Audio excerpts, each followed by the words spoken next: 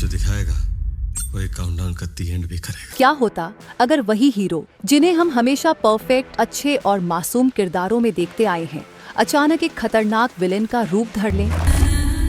इसे दोबारा उसी वक्त पहनेंगे जब उस सांबा की चीखें पूरे हिंदुस्तान में गूंजेगी। क्या होता अगर वही चेहरे जो हमें हमेशा सच्चाई और अच्छाई का संदेश देते थे, अब हमें डर, अराजकता और नफरत की छांव में ले जाएं? आज हम आपको दिखाएंगे उन टॉप 10 हीरो को जिन्होंने विलेन के किरदार में वो जादू किया कि हम उन्हें कभी भूल नहीं पाएंगे। 7 एनियास फिल्म लिस्ट पर आज हम आपको उन अद्भुत परफॉर्मेंस से रूबरू कराएंगे जहां हीरो ने विलेन का रूप अपनाया और अपने अभिनय से स्क्रीन पर कहर मचाया। इस वीडियो में आपको मिलेगा हर वो विलेन किरदार जिसने दर्शकों के दिलों में डर और आकर्षण दोनों ही पैदा किए।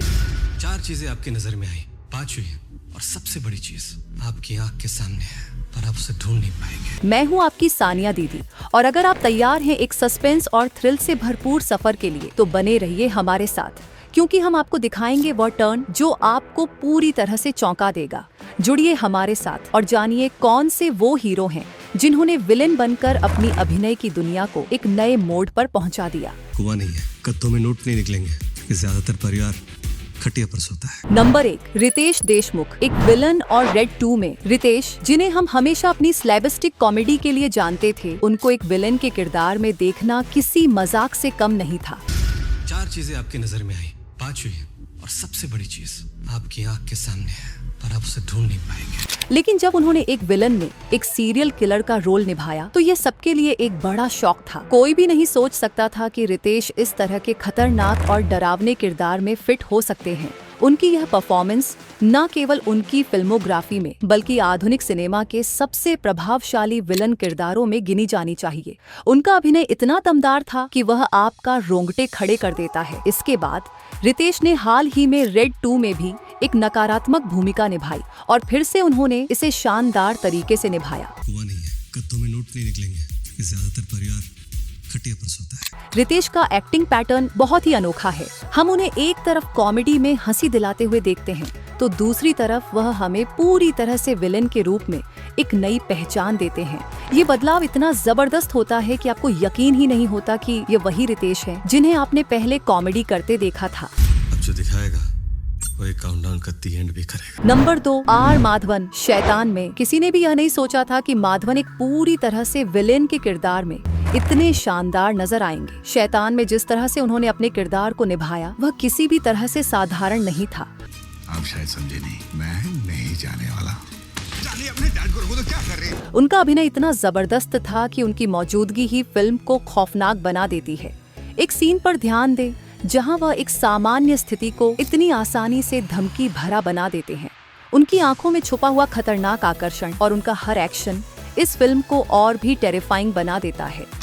कायनात तमाम होगा हम देवों अभी। माधवन ने साबित किया कि वह सिर्फ हीरो नहीं बल्कि विलेन के रूप में भी खुद को बेहतरीन तरीके से पेश कर सकते हैं। और मैं उसका भगवान। What rubbish. जानवी, अपने पिताजी को जोर से झापड़ मार दो।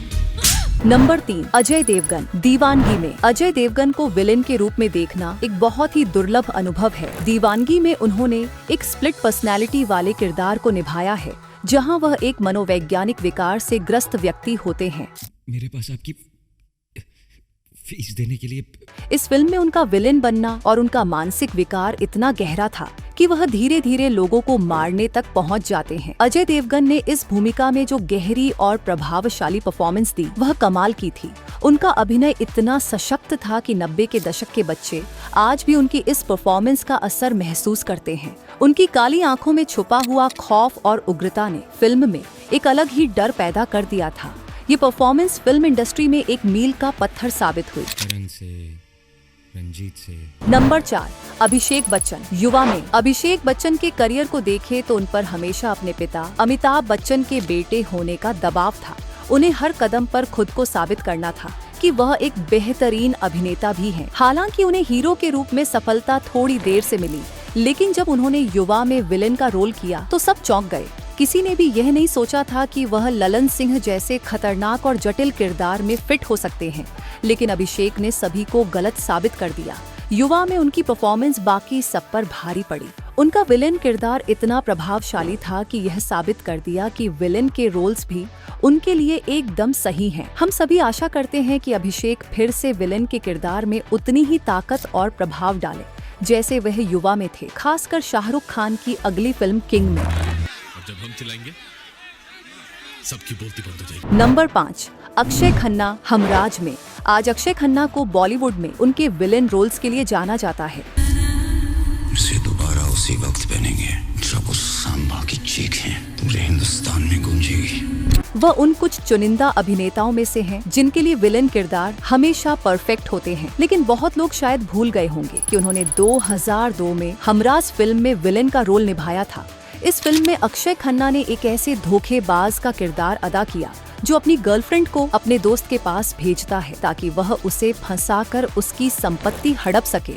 लेकिन जैसा कि फिल्म में होता है, लड़की अपने धोखेबाज प्रेमी के बजाय दोस्त से मोहब्बत करने लगती है और फिर अक्षय का किरदार पूरी तरह से नेगेटिव हो जाता है। वह दोनों को मार डालने की धमकी देने लगता है। यहाँ से ही दर्शकों को एहसास हुआ कि विलेन के किरदार में अक्षय खन्ना कितने प्रभावी हो सकते हैं। उनकी ये परफॉर्मेंस आज भी एक यादगार साबित हुई है, जिसने उन्हें विलेन के तौर पर एक नया मुकाम दिलाया। लग रहा ना तुम्हारे जैसा बिजनेसमैन। नंबर 6 है सुनील शेट्टी, मैं हूँ नामी। सुनील शेट्टी को विलेन के रूप में कास्ट करना सचमुच एक मास्टर स्ट्रोक था। फिल्म में उन्होंने राघवन का किरदार निभाया, जो पाकिस्तान से शांति समझौता करने के लिए भारत में एक बड़ी साजिश रचता है। Hello general, I am Raghavan. जब हम बच्चों के रूप में इस फिल्म को देखते थे तो ये कॉलेज एंटरटेनमेंट का पूरा पैकेज लगता था। इस वजह से शायद हमने सुनील शेट्टी को विलेन के तौर पर कितना प्रभावी दिखाया ये नजरअंदाज कर दिया। लेकिन अगर आज हम फिर से मैं हूं ना को देखें तो ये समझ में आता है कि सुनील शेट्टी का यह किरदार कितनी गहराई और खतरनाकता से भरा हुआ था। अब तक ये उनका सबसे यादगार और प्रभावशाली किरदार बना हुआ है। अब आपका क्या मानना है? क्या आपको लगता है कि सुनील शेट्टी ने इस किरदार को इतनी जबरदस्त तरीके से निभाया था? हमें अपने विचार कमेंट सेक्शन में बताएं। पाकिस्तान भी हमारे गरीब गांव वालों को रिहा कर रहा होगा। अरे हाँ, मैं भी अभी यही सब। नंबर 7, सैफ अली खान, ओमकारा में। सैफ को आमतौर पर रोमांटिक हीरो या चॉकलेट बॉय के तौर पर ही कास्ट किया जाता था। किसी ने भी नहीं सोचा था कि वह एक खतरनाक विलेन लंगड़ा त्यागी का किरदार निभाएंगे। राजा के हैं। जब वह इस लुक में स्क्रीन पर आए तो ऑडियंस के लिए ये एक बड़ा शॉक था। ओमकारा की वजह से सैफ अली खान की असली अभिनय क्षमता सामने आई। इससे पहले इंडस्ट्री ने उन्हें एक खास टाइप में ही सीमित कर दिया था, लेकिन इस फिल्म ने उन्हें एक वर्सटाइल अभिनेता के रूप में पहचान दिलाई। यही कारण है कि आज हम अक्सर उन्हें ग्रे और विलेन किरदारों में देख सकते हैं। ओमकारा ने यह साबित कर दिया कि सैफ अली खान एक बेहतरीन अभिनेता हैं, जो किसी भी चुनौतीपूर्ण रोल को सहजता से निभा सकते हैं। उनका यह अविस्मरणीय किरदार आज भी उनके करियर का अहम हिस्सा है। नंबर 8, बॉबी देओल, एनिमल में। बॉबी देओल ने लंबे समय तक कमबैक का इंतजार किया। 90s में उन्होंने जबरदस्त सफलता हासिल की, लेकिन 2000 के दशक में वह बतौर लीड अपनी फिल्मों में असफल होते गए। फिर उन्होंने सलमान के साथ सेकंड लीड के तौर पर कमबैक करने की कोशिश की, लेकिन वहाँ भी कुछ खास नहीं हुआ। इसके बाद उन्होंने लव हॉस्टल में विलेन का रोल अदा किया, लेकिन वह फिल्म ज्यादा चर्चा में नहीं आई। फिर एनिमल के साथ उनकी वापसी हुई, जहां उन्होंने अबरार नामक विलेन का किरदार निभाया। ये किरदार था एक खतरनाक और साइलेंट विलेन का, जो न बोल सकता है न सुन सकता है, लेकिन उसकी आंखों में इतनी खौफनाक ताकत है कि वह किसी को भी मार सकता है। बॉबी देओल से ऐसा किरदार किसी ने नहीं सोचा था और ये एक खतरनाक और दिलचस्प कॉम्बिनेशन था। हमें खुशी है कि बॉबी देओल ने आखिरकार एक शानदार कमबैक किया और एनिमल के जरिए उन्होंने साबित कर दिया कि उनके अंदर अब भी जबरदस्त क्षमता है। नंबर 9, शाहरुख खान, डर और बाजीगर में। विलेन का किरदार ऐसा निभाओ कि लोग हीरो को भूल जाएं। यही कुछ शाहरुख खान ने डर में किया था।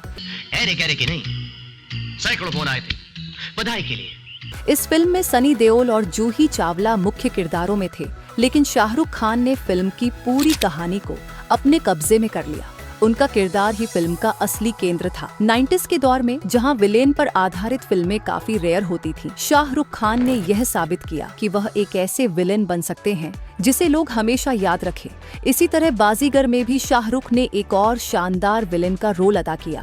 और हार कर जीतने वाले को बाजीगर कहते हैं।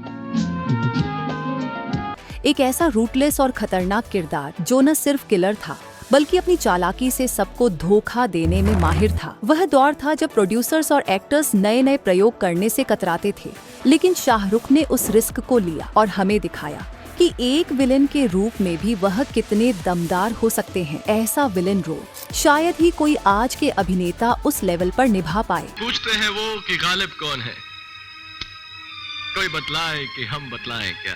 नंबर 10, रणवीर सिंह पद्मावत में। जब आपके पास रणवीर सिंह जैसी फिल्मोग्राफी हो जहां वह हमेशा लीड हीरो के रूप में नजर आते हैं, तो आप उनसे विलेन का किरदार बिल्कुल उम्मीद नहीं करते। लेकिन रणवीर ने अपने करियर के शिखर पर एक विलेन का रोल लिया और पद्मावत में अलाउद्दीन खिलजी का किरदार निभाया। इतिहास क्या कहेगा खुसरो?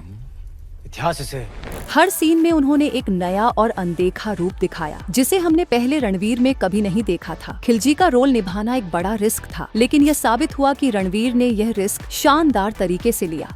ये रणवीर के करियर की सबसे मजबूत और यादगार परफॉर्मेंस में से एक थी। ये वही नया पत्थर है जो तुम्हारे अब्बू ने हमसे छीना था। आज हमने उनसे उनका तख्त छीन लिया। अगर आपको यह वीडियो पसंद आया हो तो 7 एनियास फिल्म लिस्ट को सब्सक्राइब करना न भूलें। हम हमेशा आपके लिए लेकर आते हैं फिल्मी दुनिया के वो अनदेखे और दिलचस्प पहलू जो आपको कहीं और नहीं मिलेंगे। इसे दोबारा उसी वक्त पहनेंगे जब उस सांबा की चीखें पूरे हिंदुस्तान में गूंजेगी। इन विलेन रोल्स ने साबित किया कि एक हीरो का किरदार सिर्फ अच्छाई तक ही सीमित नहीं होता, वो बुराई में भी शानदार हो सकता है। मैं हूँ आपकी सानिया दीदी, तो बने रहिए हमारे साथ क्योंकि हम आपको और भी ऐसे रोमांचक और हैरान कर देने वाले कंटेंट से रूबरू कराएंगे। अगर आपको यह वीडियो पसंद आया हो तो लाइक जरूर करें और कमेंट सेक्शन में सानिया दीदी ओपी जरूर लिखें। अगली बार फिर मिलते हैं नए और दिलचस्प फिल्मों के साथ। 7 एनियास फिल्म लिस्ट, जहां फिल्में सिर्फ मनोरंजन नहीं बल्कि एक अनुभव बन जाती है। धन्यवाद।